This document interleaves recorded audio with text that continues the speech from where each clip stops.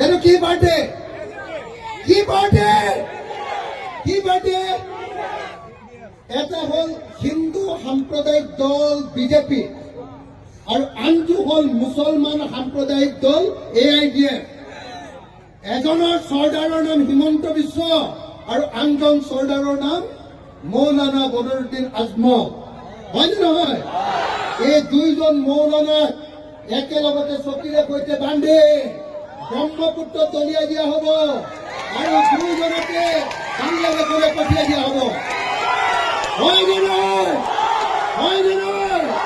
হয়নে নহয়? যিদিনাই বিজেপি আৰু AIDF, যিদিনাই হিমন্ত বিশ্ব শৰ্মা আৰু বদৰুদ্দিন আজমলক অসমৰ পৰা ব্ৰহ্মপুত্ৰত দলিয়াই দিব পাৰিম, সেইদিনাই অসমৰ মানুহে শান্তিত থাকিবলৈ পাব।